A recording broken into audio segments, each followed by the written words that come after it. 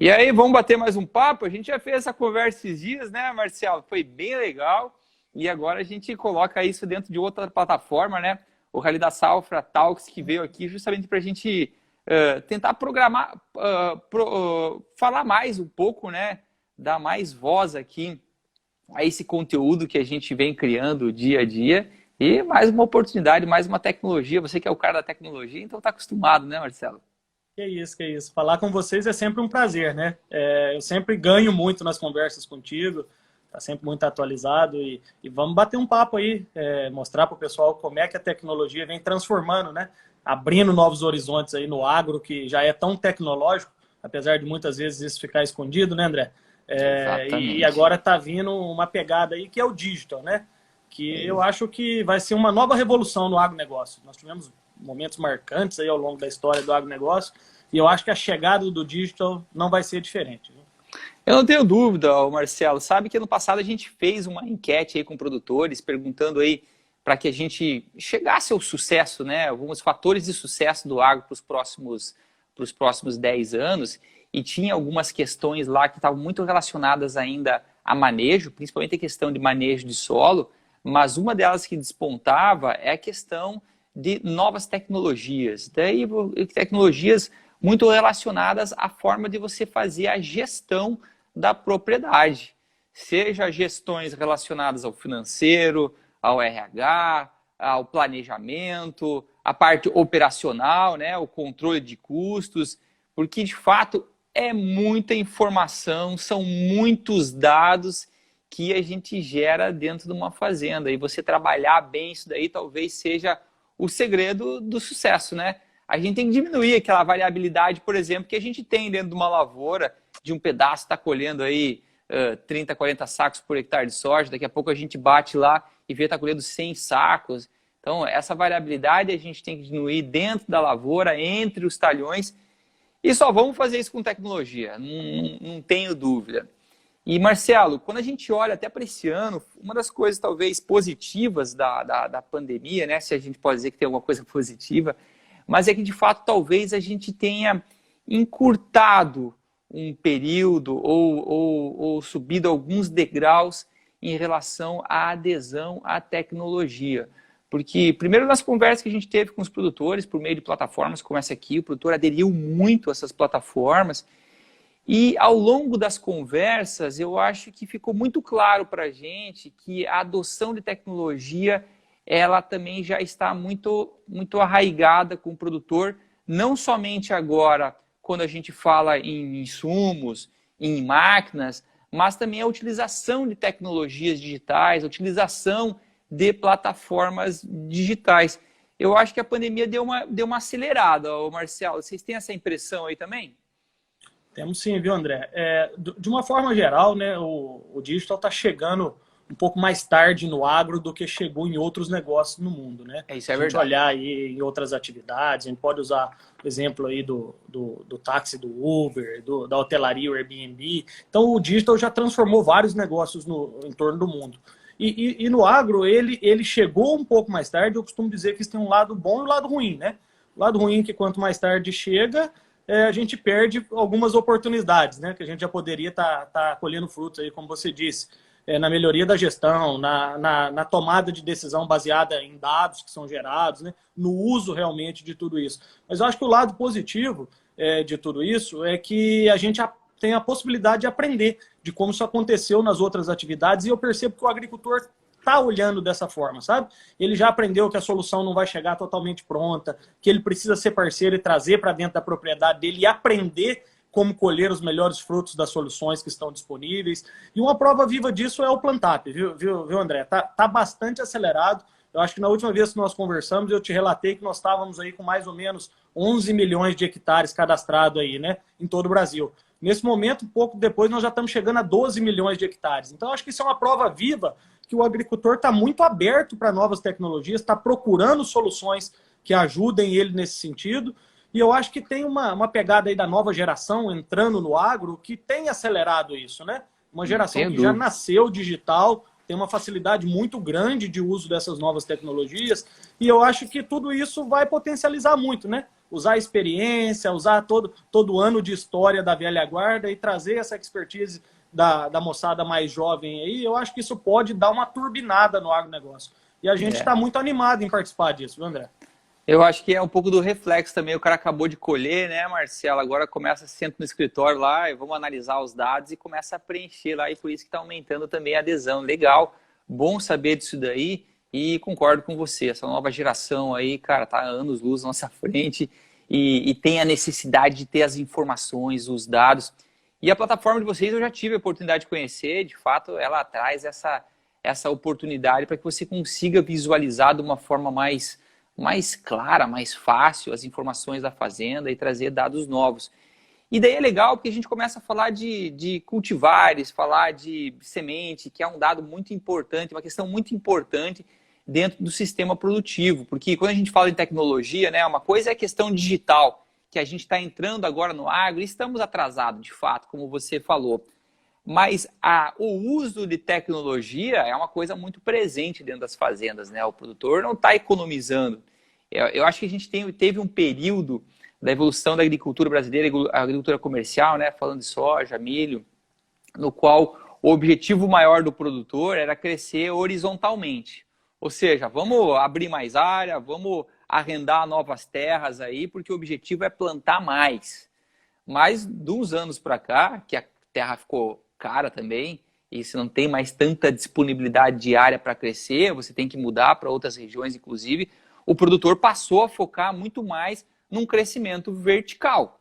E o crescimento vertical significa você fazer mais com o que você já tem em termos de área.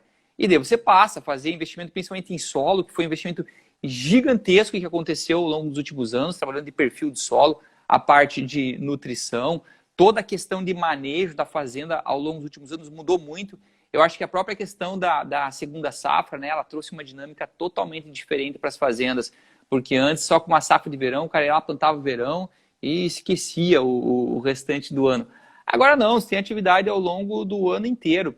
E até a própria segunda safra, que a gente falava do milho safrinha, né, e eu não falo mais, falo só de milho agora, porque antes de fato não tinha tecnologia e hoje tem muita tecnologia.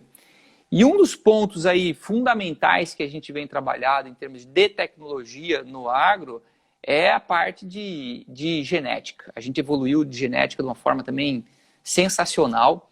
Eu fico muito feliz quando a gente começa a colocar aqueles gráficos de produtividade do Rally e eu vejo que a gente está cada vez aumentando mais o número de lavouras com produtividades acima de 100 sacos. Pô, 100 sacos é uma lavoura sensacional. E das mais de 1.000 amostras que a gente fez do Rally esse ano, a gente teve lá 3% acima de 100 sacos por hectare. Então, assim, poxa, é um dado fantástico, porque aquilo lá diz que a genética que a gente possui, ela já proporciona esse patamar de produtividade. E daí eu queria que você falasse um pouco, Marcelo, justamente dessa questão da escolha da genética, da escolha da semente que você vai usar ali na sua região. Quanto que o nosso resultado depende dessa boa escolha que a gente tem que fazer, que começa, não é no plantio, né? É muito antes, né? Porque você tem que fazer todo esse planejamento. É isso aí. Eu acho que é muito importante o que você falou e a gente vem percebendo. O agricultor hoje, para ser competitivo, né, ele busca esse crescimento vertical dentro da propriedade. E a tecnologia está cada vez mais presente. O agro é tecnológico, né? A gente só está usando ainda mais e trazendo novidades. E o Plantato veio muito nessa pegada, viu, André? De usar todo o conhecimento que é gerado dentro da propriedade em todos os anos, transformar isso em informação. Porque todos os anos nas propriedades geram muitos dados. Só que muitas vezes você acaba não utilizando aquilo, porque aquilo fica disperso ou perdido. Então a gente transformou esses dados que são gerados nas propriedades em informação aplicada. Para quê? Para aumentar a produtividade sem trazer custo, porque isso vai refletir em competitividade do agronegócio. E a genética que você trouxe, a gente vê da mesma forma. A genética evoluiu muito, existem N empresas aí trabalhando arduamente, entregando cada vez mais variedades e cultivares aí para os agricultores. Isso tem um lado muito positivo, né? Uma grande parcela do incremento de produtividade veio através do melhoramento genético, através de evolução das tecnologias e tudo mais. Mas só que ao mesmo tempo está trazendo uma complexidade maior para a tomada de decisão do agricultor, né? o agricultor tem hoje um leque de opções de cultivares para poder escolher e que não é fácil ele saber qual é a melhor para a realidade dele, né? As empresas lançam, se propõem a superar os materiais tradicionais, mas a gente sabe que nem sempre o que vai bem para um vai bem para outro, né? Então, a hora que a gente olha por aí, a gente vê como a escolha da cultivar um dos pilares da produtividade, porque ela carrega o chip, vamos assim dizer, né, do potencial genético. E aí depois vem todo o manejo, o investimento que o agricultor faz, o capricho das operações, a qualidade da semente que ele usa, que isso permite ou não explorar aquele potencial genético. Então a gente acha assim, é ali que começa o jogo. Se você erra na escolha da cultivar, né, você já começa um planejamento de um potencial produtivo limitado. E até então, isso tudo era feito de maneira analógica, vamos assim dizer, né? O agricultor olha para os resultados que ele teve na safra anterior, conversa com os vizinhos, participa de eventos, recebe informações das empresas, tem consultoria, e da forma que é possível, ele junta esses dados para fazer a escolha dele, né? E o que o digital vai possibilitar, bem como você falou, é aumentar essa capilaridade, né, de informações, aumentar esse network do agricultor. Então a gente está conseguindo hoje fazer com que o agricultor tenha acesso a muito mais informações práticas de outros agricultores que já testaram aquela tecnologia, já testaram aquela cultivar e avaliar se aquilo de fato é uma boa escolha para a realidade dele. Então escolher a cultivar é algo sine qua non, porém não é simples. Tem ciclo, tem tecnologia, tem tipo de solo, tem resistência a nematóide, tem um conjunto de detalhes que o agricultor precisa observar para fazer uma boa escolha. E a nossa proposta é colaborar aí. Você falou, né, detalhes. Eu acho que essa é a grande palavra agora que a gente tem trabalhado um pouco no agro, porque você sair daquela produtividade média lá dos 56 sacos, 60 sacos, para você alcançar, de fato, os 70, 80, porque hoje, quando a gente planta, a gente já está pensando numa média de 80, é o que a gente está buscando. E para chegar nessa média, são detalhes. E cultivar, ele é muito mais do que um detalhe, né? Porque a base genética é gigantesca, as empresas estão aí trabalhando para trazer cada vez mais soluções genéticas e que são trazidas para os produtores na forma dos cultivares. E são milhões de cultivares. Depois você pode até completar um pouco essa informação, porque eu sei que hoje a gente tem à disposição dos produtores muitos cultivares. E você conseguir identificar o que vai dar mais resultado para você é uma escolha difícil. Eu já passei por isso daí, a gente vive isso daí, está sempre fazendo o teste, mas a gente não consegue testar tudo, não dá para testar tudo dentro da fazenda. E claro, cada um tem uma condição dentro da sua fazenda, mas quando a gente está ali dentro do mesmo microclima, com um vizinho do lado, e que está tendo bons resultados com aquela variedade, por que eu não posso ter também? E eu acho que a Plantap veio para isso, né, Marcelo? Para nos ajudar a conseguir identificar um pouco melhor e de uma forma talvez mais simples quais são as cultivares que têm tido um desempenho melhor de acordo com uma série de fatores. É isso ou estou falando coisa errada aqui? Não, é bem isso. O que você comentou, a quantidade de cultivares é enorme. Para você ter uma ideia, aí, só no Plantap aí, nós temos mais de 500 cultivares de soja com resultados, 450 híbridos de milho, mais de 30 cultivares de algodão. Então, realmente, são muitas opções. Então, você conseguir, no meio disso, pensar o que te entrega melhor resultado é muito difícil. Então, assim, mesmo quando você faz um teste na sua propriedade, um resultado muito bom ou um resultado, às vezes, não tão bom, ele pode não ser representativo, né? Ele pode ser um efeito do acaso. E o Plantap veio como um grande acelerador de conhecimento, sabe, André? É como se a fazenda do agricultor crescesse. Então, ele é uma plataforma de compartilhamento de informações agrícolas, onde o agricultor coloca os resultados dele de safra, e ao fazer isso, passando por todos os algoritmos de validação, ele passa a ter acesso a um ambiente que a gente chama de minha região. E lá, ele tem acesso aos resultados das outras propriedades em torno da propriedade dele. Então, ele aprende com a experiência, tanto a experiência positiva quanto a negativa. Ele olha lá e fala assim, quais são as cultivares que estão produzindo mais na minha região? Em que época de plantio? Com qual população de planta essa cultivar explora o seu máximo teto produtivo? E tudo isso baseado em fatos, em experiências reais, e não só no conhecimento teórico. Então, a gente fala que ele é um grande acelerador do conhecimento. Ele faz o agricultor ficar muito mais preparado para fazer uma escolha.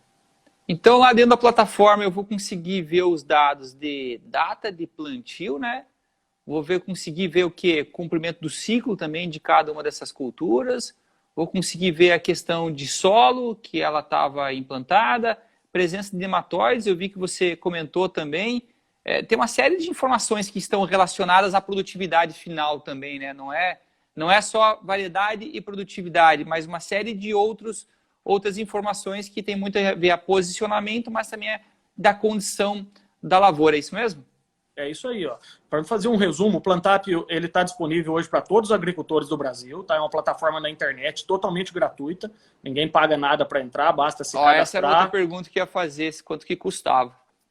Nós podemos explorar isso aí daqui a pouco, mas ele entra na internet, se cadastra, ela trabalha hoje com as culturas da soja, do milho e do algodão, tá? E ao participar do Plantap, são 3 ambientes que geram informações. Um ambiente a gente chama de minha propriedade, onde o agricultor tem um software, vamos assim dizer, para fazer gestão dos resultados da sua propriedade. Então lá ele consegue acompanhar a média dele ao longo dos anos, por cultivar, por época de plantio, por tipo de solo, que ciclo aquela cultivar deu. Então ele fica com os dados da propriedade dele muito visíveis para poder ajudar ele na tomada de decisão e na gestão. Tem um segundo ambiente, que a gente chama de minha região, e lá tem muitas respostas, que são baseados tanto nos resultados da minha propriedade quanto dos meus vizinhos, né? Então lá, por exemplo, você falou, ó, ele consegue ver quais são as cultivares mais produtivas. Ele consegue saber qual o ciclo que essa cultivar está dando lá na região dele. E que isso é algo muito importante quando ele vai pensar em planejamento de segunda safra, né? Muitas regiões aí o pessoal está plantando hoje pensando nas 2 safras, na primeira e na segunda. Eu tenho que plantar uma cultivar produtiva, mas que me permita fazer milho segunda safra ou algodão. Então ele consegue enxergar isso lá dentro do Plantap. Ele consegue ver em que população de planta ela produz mais. Entendi. Por época de plantio e por tipo de solo. Eu que planto num solo mais arenoso, a meu posicionamento é totalmente diferente de alguém que planta num solo argiloso. Então existem filtros que entregam essa informação. E por último agora, nessa safra 2021, que foi colhida e está sendo alimentada a plataforma, a gente entrou com, vamos falar, 3 novidades. Uma delas é um catálogo de cultivares, tá? Que começou com soja. Lá tem um infinito universo de cultivares, onde o agricultor consegue selecionar características lá. Eu quero uma cultivar, por exemplo, intacta, com resistência a nematóide cisto, raça 1, 3 e 6, com tolerância a nematóide de galha. Consegue identificar. E a plataforma entrega para ele uma lista de opções que se propõe a fazer isso. Uma outra coisa que ele consegue fazer é falar assim, ó, eu quero ver quais foram as mais produtivas nos talhões que tiveram problema de nematóide cisto. Então ele vê isso aí, ajuda ele personalizar a tomada de decisão. Tem uma informação muito bacana também que entrou agora, André, que é relacionada à cultura antecessora. É uma coisa que está cada vez mais na cabeça do agricultor, e ele fica pensando assim, sobre qual cultura a minha lavoura principal produz mais. Por exemplo, eu plantando soja em cima de palhada de braquiária, de milho, de sorgo, de mileto, qual que entrega maior produtividade? E lá no Plantap tem essa resposta para ele. Ainda mais então, quando a gente olha para o sul do Brasil, né? Que daí você tem uma gama muito maior aí de culturas antecessoras que faz toda a diferença. Porque quando a gente olha para o Mato Grosso lá, o Centro-Oeste, você não tem tantas opções, mas no sul isso faz uma diferença enorme, sem dúvida alguma.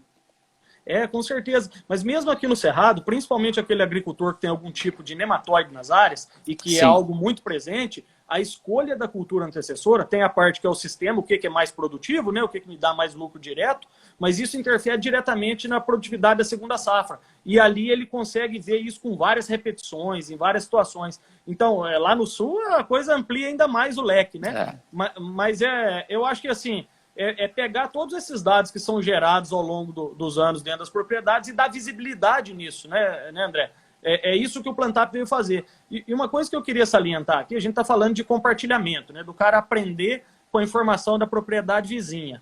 Mas a privacidade é totalmente mantida. O Plantap não identifica para ninguém o dado do outro. Então você enxerga o seu dado de forma identificada e você aprende... O dado cadastral, né? Eu não fico sabendo quem é o produtor. Fico sabendo a informação, mas não sei qual que é o produtor, se é o fulano ou exatamente. A informação você vê por repetições de talhões. Por exemplo, aqui na região teve 300 talhões dessa cultivar, que a área foi de X hectare e produziu tanto em tal população de planta, o ciclo foi esse. Mas você não sabe quem é o dono daquela informação. Então, a privacidade de quem coloca os seus dados é mantida, e a gente trabalha muito forte na segurança desses dados, tanto para você se sentir confortável para colocar, mas para quem vai consumir também, sabe, André? São vários algoritmos de validação dos dados que ajudam as pessoas a não errarem, ou indica quando tem algum outlier que precisa ser auditado. Então é uma base muito confiável que ajuda de fato o agricultor.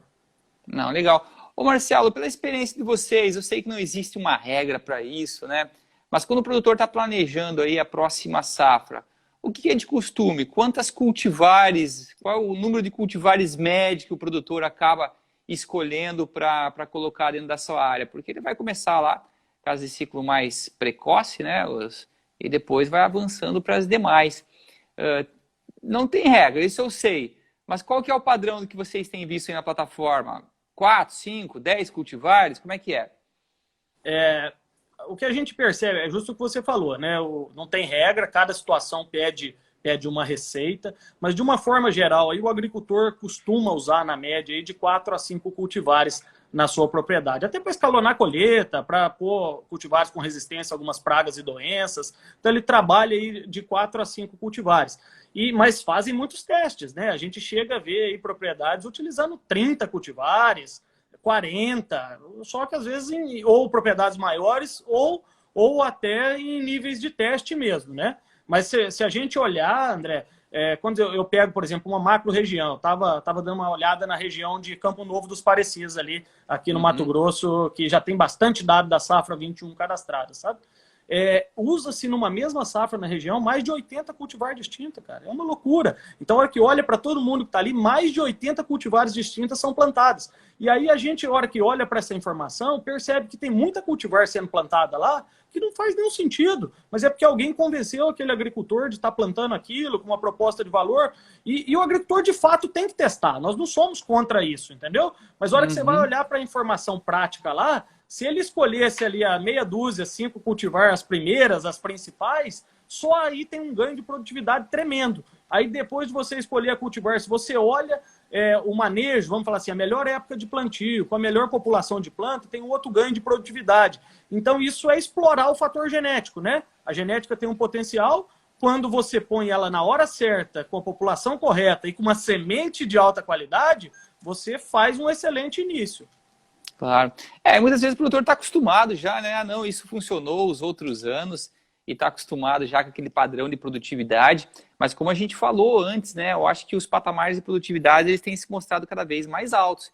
E a gente tem que buscar esses patamares mais altos e talvez para isso tem que buscar novas genéticas mesmo. Mas o legal que você falou, por exemplo, tirando Campo Novo e Parecis como modelo, né? Você falou que tem lá em torno de 80 cultivares na região. E o padrão médio seria algo em torno de 4 a 6 cultivares. Então imagina só, né, o poder da plataforma, né, Marcelo? Você plantou as tuas 4, 5, mas você ter acesso a informações de outras 80, poxa, isso é sensacional. Porque daí você de fato tem dado relevante, que não é só do canteiro, mas da área como um toda, de outras 80. E daí você consegue, de fato, escolher aquilo que faz mais sentido para você. Ela traz uma segurança muito grande para a tomada de decisão. E o legal lá no Plantar, por exemplo, nessa tela que mostra quais são os melhores cultivares, ele pega essas 80 cultivares, por exemplo, aí, e separa ela nas mais representativas, nas de representatividade mediana e nas com poucas repetições. Porque um resultado sozinho, muito bom ou muito ruim, não dá segurança para a tomada de decisão. Então, quanto mais aquilo se repete, mais seguro é de que você vai ter aquilo na sua propriedade. E o legal é que você consegue ir lá nessa tela e parametrizar. Por exemplo, a minha propriedade tem acima de 20% de argila. Eu não tenho áreas abaixo de 10% de argila. Eu quero cultivares somente com tecnologia RR ou IPRO, do ciclo até tal ciclo, com características de resistência a essa doença ou a esse nematóide. Então você consegue personalizar a tela de acordo com o que você tem de problema na sua propriedade. Porque às vezes, por exemplo, quando você pensa só em potencial produtivo, se você pega uma cultivar extremamente produtiva, mas que não tem resistência a nematóide, e põe ela em cima de um talhão com problema de nematóide, ela não vai expressar aquele potencial. Então, ele faz a sua escolha ficar muito mais estruturada, muito embasada, porque você consegue analisar qual é a melhor opção no seu ambiente. Então, Uhum. eu Agora, acho que essa é o que o digital está trazendo que nós não tínhamos, é, né? não, sem dúvida. Agora, tudo que a gente está falando aqui, a gente está falando mais de soja, né? Ela também vale para o milho, né? Porque você também está cadastrado lá milho, também está aberta a plataforma para o cadastro de algodão, que é outra necessidade gigantesca, né? Talvez no milho, né? Porque você tem uma variabilidade talvez maior ainda do que a gente tem em soja. Perfeito. Essa realidade se aplica praticamente a todas as culturas. Nós começamos com essas 3 grandes culturas, mas tem desafio em todas as áreas. Quando você vai olhar para o milho, é a mesma coisa. Aí você tem o mesmo híbrido, às vezes, André, com tecnologias diferentes. E aí? Está tendo diferença de produtividade de uma tecnologia para outra? Vale a pena eu pagar mais caro num híbrido que carrega uma biotecnologia diferente da outra? Você consegue ver isso tudo na prática. É o que você falou. Milho, época de plantio, população de planta, diferença entre os híbridos, diferença entre as biotecnologias, tudo isso interfere no seu potencial produtivo da lavoura. Quando a Agora, gente falando pega... em... Opa, Pode desculpa. terminar, desculpa. Não, eu só ia falar assim, por exemplo, quando a gente pega em segunda safra, eu sei que você é conhecedor desse dado, época de plantio é algo surreal, né? Então, o agricultor consegue materializar ali, até às vezes tomar uma decisão de investimento, eu compro ou não mais uma plantadeira, porque dependendo da época que eu conseguir plantar, ela se paga numa safra na região dele, entendeu? Então, tem todo um contexto de informação disponibilizada lá que são assim, muito estratégicas. Eu ia entrar bem nessa questão da segunda safra, porque esse vai ser um ano muito atípico, né? A gente está aí com o Rally no campo, são as últimas 2 equipes do Rally, que estão agora fazendo avaliação das lavouras no sul do MS, oeste do Paraná e também no norte do Paraná. E é uma safra triste. Eu tenho recebido aqui as notícias do pessoal que está no campo, eles mandam muitas fotos também, e você tem visto, inclusive, muitas lavouras que sequer vão ser colhidas nessa safra. E isso é um ano que, inclusive, atrapalha, né, para as estatísticas, porque você não consegue utilizar esses dados para comparar nada, porque a gente encontra lavouras lá que não vão ser colhidas, daqui a pouco encontra uma lavoura um pouquinho melhor, que tem uma diferença talvez de alguns dias de plantio, e esse ano, Marcelo, não significa que plantou mais cedo vai produzir mais, porque o clima foi tão irregular que a gente tem lavouras que estão, por exemplo, agora no Paraná, que eu vi hoje mesmo isso, lavouras que estão prontas já, perto da colheita, e lavouras que ainda estão no milho verde. Então tem uma diferença gigantesca, e algumas que vão ser colhidas e outras sequer vão ser colhidas. E quando a gente tem um problema assim, ô Marcelo, por exemplo, de uma estiagem, um problema climático muito grande, a indicação é que os dados sejam colocados também. A gente consegue assinalar que teve algum problema dessa safra? É realmente muito triste, né, André? Isso que nós estamos vivendo. A atividade do agricultor não é fácil. É que o agricultor brasileiro é muito resiliente e ele passa por essas adversidades, né, com hombridade, vamos assim dizer. Mas realmente, quando você passa por um ano de adversidades desse, a escolha do ano subsequente fica mais difícil, né? Porque você não sabe se aquela situação que você viveu ela foi de fato representativa ou não. E a gente recomenda sim que ele coloque, mais importante ainda que ele coloque, e no Plantap, ao inserir os seus resultados, o agricultor pode indicar lá se aquele resultado foi num talhão que teve algum tipo de limitação climática, de manejo, de fertilidade, e a hora de consumir as informações, ele vai lá fazer um filtro lá para ver quais são os híbridos de milho mais produtivos aqui na minha região. Ele pode lá falar assim, eu quero ver só os talhões que não tiveram nenhum tipo de limitação climática. Ou eu quero ver só os talhões que tiveram limitação climática para me ver quais híbridos se destacaram. Então isso também está disponível lá no Plantap para que ele possa fazer uma análise segura, né? Porque de fato, se ele não separar o joio do trigo nesse sentido, um material muito bom, mas que foi influenciado pelo clima, pode ficar prejudicado. Porém, a hora que você pega o comparativo, principalmente os materiais que têm muitas repetições, ele caiu tanto em situação boa, quanto em situação mediana, quanto em situação ruim. Então, você às vezes não consegue ver potencial produtivo, mas você consegue ver performance entre os híbridos diferentes. E fala, ó, nesse tipo de situação aqui, esse material conseguiu trazer um tipo de resposta que o outro não trouxe.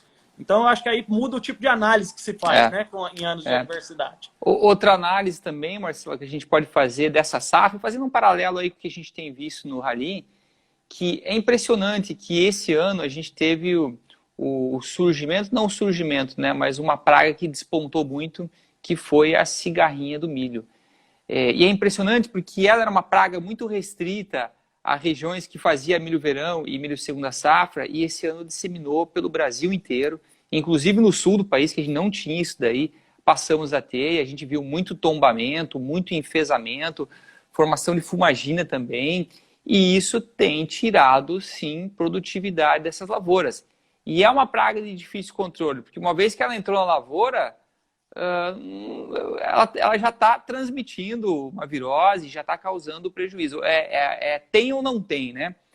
E como o controle é difícil, uma das formas que o produtor vai buscar no ano que vem é ir buscar também materiais mais tolerantes. Então, se a gente consegue, de fato, entender, saber lá qual que é o híbrido que foi plantado, e uma vez que a gente sabe que aquele híbrido lá ele tem alguma tolerância e consegue comparar o resultado com os outros, eu acho que é uma boa forma também de a gente usar a plataforma e que vai ser necessária para o ano que vem, porque o produtor vai buscar híbridos que tenham algum nível de tolerância para que a gente perca menos produtividade. Ontem mesmo a gente fez uma conversa aqui com o Geraldo Papa, que é especialista em entomologia, e perguntando, né, e a cigarrinha é uma questão desse ano ou veio para ficar? E não, ele também coloca que veio para ficar, a gente vai ter que aprender a trabalhar com ela, e a questão da escolha do híbrido vai ser algo muito importante também para o milho, pensando em praga. Quando você fala nessas complexidades, né, de se tocar uma lavoura, seja de qualquer cultura, e a cigarrinha acho que é um bom exemplo, apesar de no Plantap ainda não estar falando assim para o agricultor, esse híbrido é resistente ou tolerante, aquele não é, pensa que se você está numa região que teve problema, que o problema já é fato, e você, na sua propriedade, você tem uma informação, e você consegue olhar todos os outros híbridos que foram plantados naquele mesmo tipo de situação, então enfrentaram o mesmo tipo de adversidade.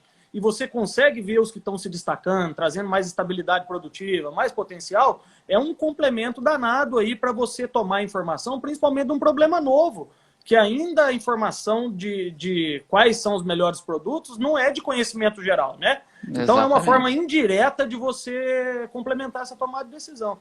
Mas é fato, é uma praga aí que vem tirando o sono e a preocupação é como ela vai avançar nas próximas safras, né, André?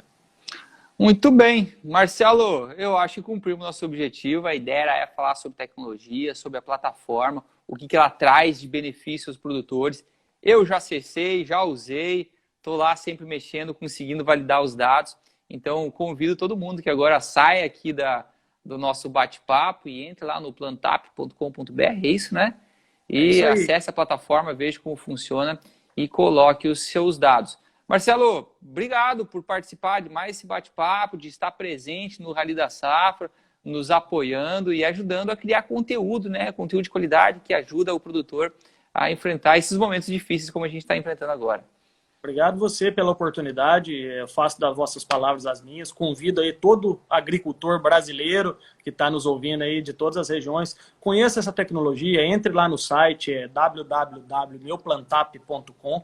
Está nos aplicativos aí nas lojas da Google, da Apple também. Você pode baixar isso direto no seu celular. E eu tenho certeza que vocês vão ter uma boa experiência. É algo novo, eu sei, mas é assim que a gente vai rompendo as barreiras e aumentando os limites aí da produtividade, né, André? Então, obrigado mais uma vez pela oportunidade aí e um grande abraço para toda a equipe do Rally aí.